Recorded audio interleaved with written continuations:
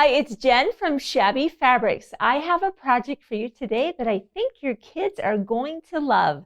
This is how to make a reading pillow. And isn't this just adorable? You may have seen this out on the internet. There's lots of free downloads that have this. We've added some fun features of adding some applique of the pine tree and the word read.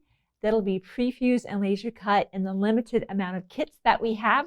But we also have that written down here as a diagram. So if you want to use your own fabric from home, you'll be able to do that. We've also used our Creative Grid corner tool where we're able to have this really nice rounded corner. A lot of the ones that I'm seeing out that are free downloads have the square, kind of framework of the pillow, and that's cute too, but we thought it'd be even more charming with the curved corners. So let's dive right in. This is the Camp Woodland collection from Riley Blake. You have maybe seen some of the other projects we've done with this, and of course you can see the coordinating pillowcase is super fun. So even if you do send a child off to camp with the standard size pillowcase, it'd be fun to have an additional reading pillow to go along with them. So let's dive in. And right away, I want to talk about if you're going to be using fabrics that have a specific direction, you may need to cut your fabrics a little bit differently. So of course, we have our required materials, but first, for you to know what size to cut your fabrics, you need to determine, do you have a directional fabric or not? And then if you do, what does that mean for you? So let's jump right down here into these two diagrams. And we're going to be talking about our selvage. So let me grab out our actual fabric that we're using today from Camp Woodland, the theme fabric in the beautiful navy. So let's just be looking at a live piece of fabric so that I can reference it and it's easier for you to understand. So you'll always assess your directionalness of your fabric, if it has one, by having the selvage toward you, closest to you. And if the design is running parallel to the selvage, which this is not, then a regular half yard of fabric is what's needed for the main body of the pillow, not the flap itself. The flap will be a fat quarter you'll need for that. So that half a yard, if your design is running parallel with the selvage, or maybe your fabric you're choosing really doesn't have a direction to it, half a yard is all that you'll need, and that'll be enough for the body of the pillow, the front, the back flaps, as well as that strap over the top. And then the only thing extra would be that fat quarter for the flap and a little bit of fusible fleece and fusible interfacing, but we'll get to that in a moment. If you're going to be using a fabric such as Camp Woodland, maybe you're getting the kit, and notice here's my selvage, but the printing is perpendicular to that. The buses and the campers aren't running along my selvage, they're perpendicular. If that's you, you'll need to make sure you get 1 1/4 yards of fabric, and you'll be cutting that at the fold. So your piece of fabric will be about 20 to 22 inches in width, but then about 45 inches long. And in essence, it's the same thing as if you were basically using a half a yard of fabric that's non-directional. So I just wanted to mention that. I didn't want you to be disappointed if you find something maybe at a local quilt shop or in your stash, and maybe it's printed this way perpendicular. A half a yard won't be quite enough for you. You'll need to bring that up to 1 1/4. But here's the great news. When you cut that at the fold, you'll actually be able to make 2 pillows. You'll just need to get 1 extra fat quarter to be able to make that flap. So you'll have that as an option to make 2 pillows, 1 to keep and maybe 1 to give. All right, so we've gone over that. Once you understand that and you know whether you're using the directional fabric or not, then you'll go ahead and begin cutting that fabric. So since we're going to be working with Camp Woodland, our fabric, of course, now will be cut at the fold, and we have our long piece, which is longer than my table. So this is where we are at this point. And actually, let me turn that so the selvage is on this side. Let me just flip that over, a little bit easier for you to see that. Okay. I'll move our thread. That's what we'll be using for the applique. So small little thread set like that, we know it's just something that's a convenience item for you. You're not going out and trying to fine coordinating thread. That's a 4-piece thread set of sulky 50 weight cotton. So this is our fabric right here. Here's our selvage and here's our design. Right away, no matter if you're using this fabric or the one you're using from home, or maybe you're, something you found on the website, right away you're going to want to grab a half a 18 by 18 inch piece of that. And that's when the fusible fleece will come into play, and that'll also be cut to 18 by 18, and go ahead and marry those up. Make sure you recognize that you want a single-sided fusible fleece, and make sure you're ironing that side, the tacky side, to the wrong side of your fabric. So once that's done and out of the way, this is what you'll be having basically remaining of this strip. Of that piece that's remaining, you're going to take a much larger piece than that. This is just a sample of our fusible interfacing. This is the 950F, very tacky on the side, smooth on the side, obviously ironing this side to the back side all the way down the remaining piece of the navy. Once that's attached to that, you'll be cutting a 12 by 18, and that's going to be for the upper portion of the back of that pillow, and you'll be cutting the 9 by 18 for the lower portion, and then a smaller piece that's 4 by 9, and that's going to be for your handle. Okay, so you have those parts done. Let me go ahead and clean up the table so that we can now just jump right into the assembly of that portion. So in the kits, we're also including the Pellon fusible fleece as well as the interfacing, which is really nice. You don't have to go run around for that. And of course, all of the applique is going to be pre-fused and laser cut for you. And I love that part. You can just jump right into the fun and then start stitching things down with your thread set. All right, once you have everything done and cut out, let's go ahead and start with our main fabric. Remember we said we cut this to 18 by 18 as well as the Pellon fusible fleece, and iron that together. But of course you want to quilt that. As you can see from the back, we just went ahead, folded that in half. We took our big ruler that we had used to cut everything out with and our chalk pen, and we just started in the middle drawing a vertical line. Now this is just one suggestion. If you have a way that you'd want to quilt this, go ahead and do whatever you want. Maybe diagonal lines, free motion quilting, but I'd recommend you do something here. And then we moved over every 2 inches and we drew a line. What's nice about the Choco pen, you just get a damp cloth and it's gone. We went ahead and put our beautiful navy blue both in the top and in our bobbin and just straight stitched down those channels. So that's the main part of your pillow, and we can put that aside for now. We'll be using that very soon. We mentioned that we have these two pieces, our upper backing and our lower backing, and we have our flaps. Let's just bring those out right now. And of course we have the fusible interfacing on the back. We need to turn those edges under, of course, so that they're not fraying out. We imagine we'll be washing this pillow from year to year as our kids go to camp and come back. And of course it should be dirty, right? They're out having fun out in the woods, and that's exactly what we want them to be doing. So this is the side, of course, that's going to be the top of our, let's turn that so you see that. That's the upper portion. So we need to make sure this bottom portion down here, we're going to tuck that under 1/4 inch, and I'm going to use my hot ruler for that. I don't have to visually guess where that 1/4 inch is. I have that marking right here on my hot ruler, and I can't ruin this ruler with heat. You could set this iron on this thing all day long, you're not going to hurt that. That is not true of a normal acrylic ruler, and that's why most of the time, if you're not using a hot ruler, you're guessing where that 1/4 inch is, and that can kind of fishtail. So I love having my hot ruler so that I can be very accurate. And you just kind of keep moving it along all the way down, just like that. And you just keep moving that down. And again, as you fold it over, I bring it back. And again, we seek that 1/4 inch all the way down. And you're just going to straight stitch that closed.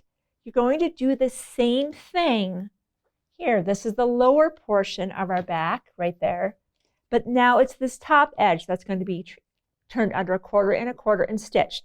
Now I've done that ahead of time to save us just a little bit of time on camera, but I'll show you what that looks like, right? So we just did the quarter and straight stitch. And of course, use your coordinating thread because you will be seeing that. So that's our upper portion with the raw edge, and that's the bottom with a double fold. All right, let's put that aside. Now let's prepare for our handle. With the handle, it too, of course, has our fusible interfacing. Go ahead and start off by pressing that in half with the wrong sides together. And you'll get a nice strong crease right in the middle that'll give you your visual target of now where to fold that to. You're just going to fold that right to the center on both sides, just like that. Fold them together again, just like that. And you'll be stitching. Really, technically, we only need to stitch on the one side to close the opening, but I always think it looks really nice and finished when both sides are stitched, and of course, it's quite close to the edge. And that's a 9-inch length there. So we'll go ahead and jump right now into our, basically what's our pocket. So I'm down here now into the pocket.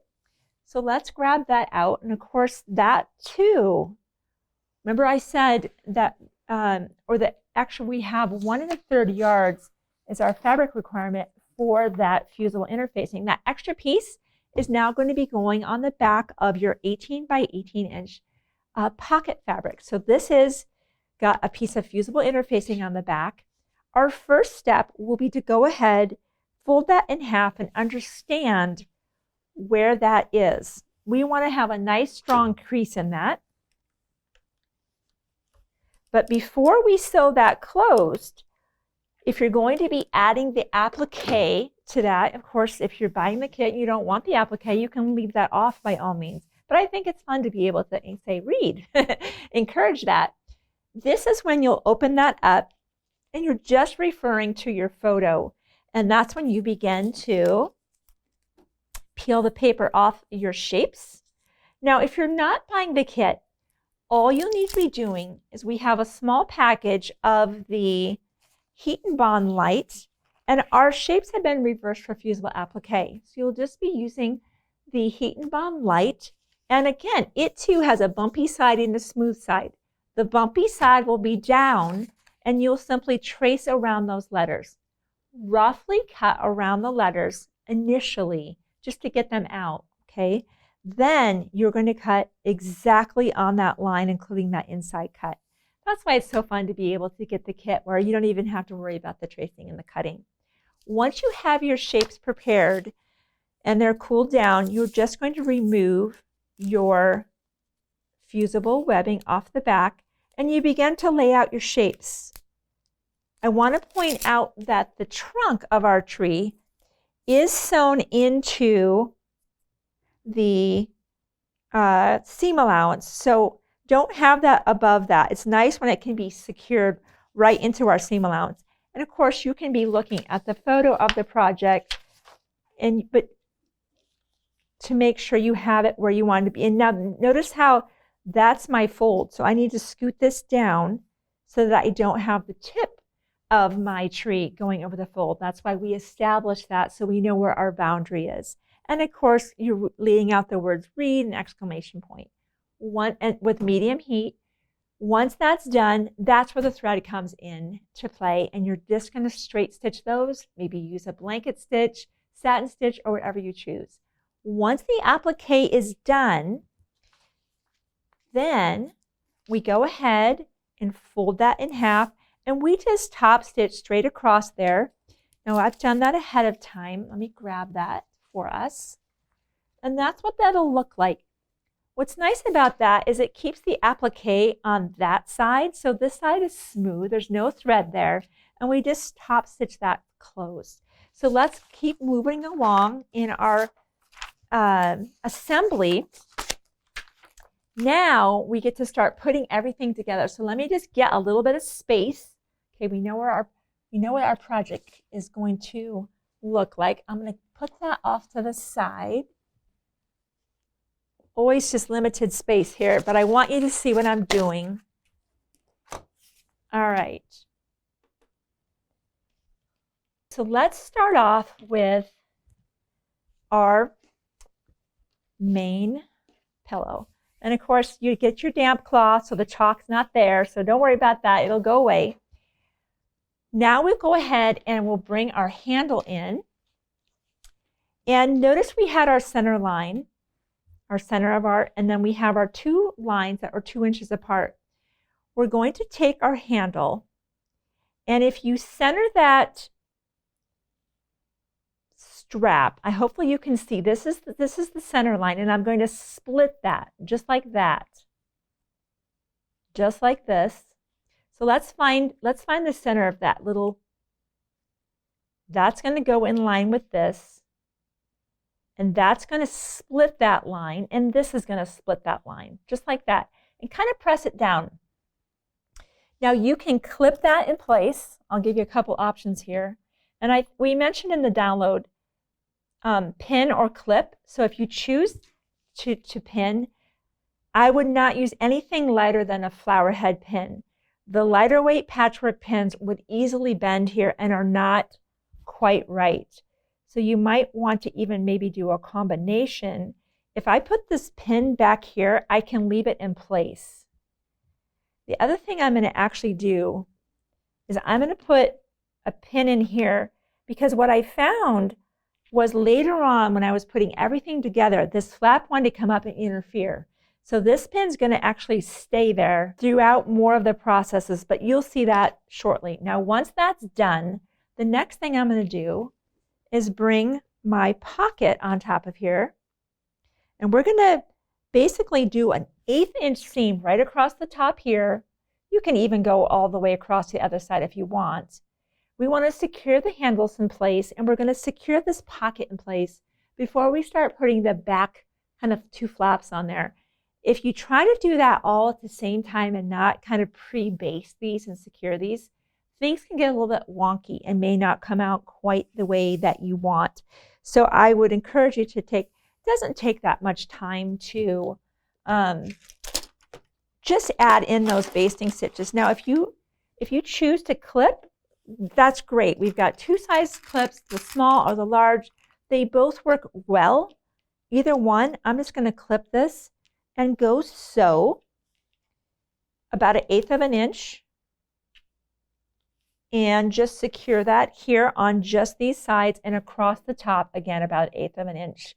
So I'm going to go ahead and do that right now.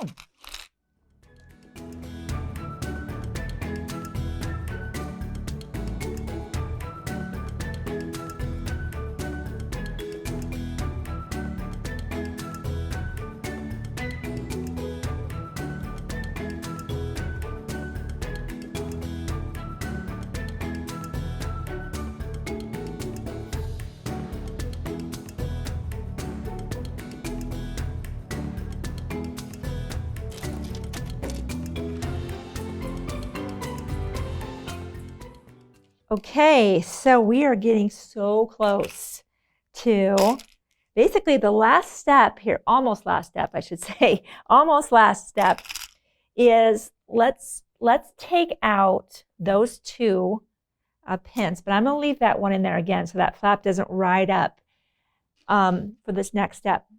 So we know this is our top flap. That's going to go down first.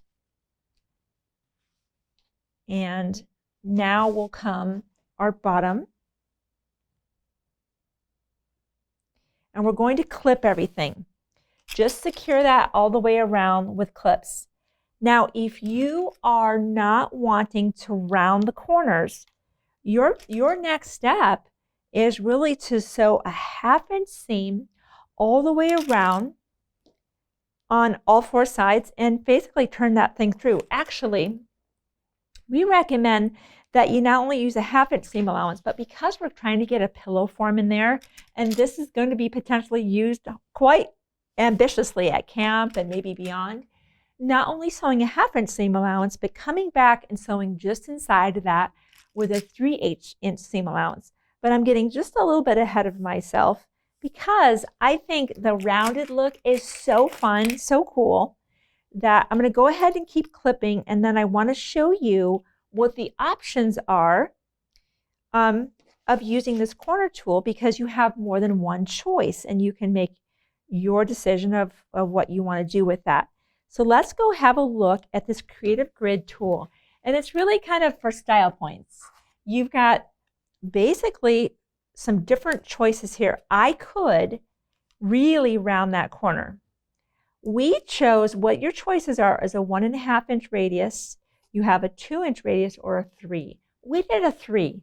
So if if you want to mimic what you're seeing, go ahead and just unclip just a little bit in this area. And this is where you're going to want to have a nice fresh rotary blade in there, or you simply draw that with a friction pen and use a pair of scissors if you're uncomfortable doing that. Now, I feel fine, confident using my rotary cutter for that. So I'm just going to turn it so it's a good angle for me to use. Hold steady with that. And then we're just going to reclip that. And I'm going to repeat that process for all 4 of the corners.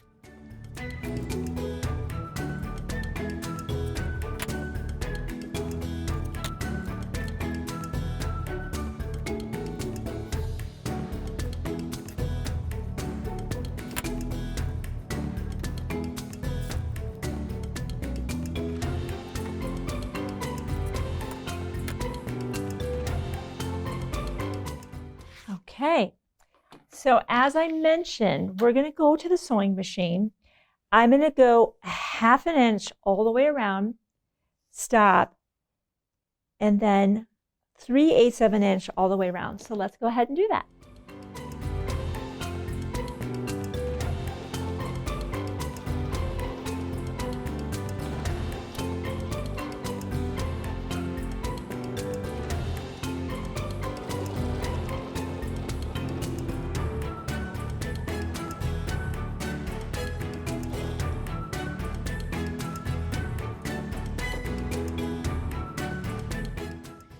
Okay, we are so close to turning this through. Now, we definitely want to trim some of that bulk away.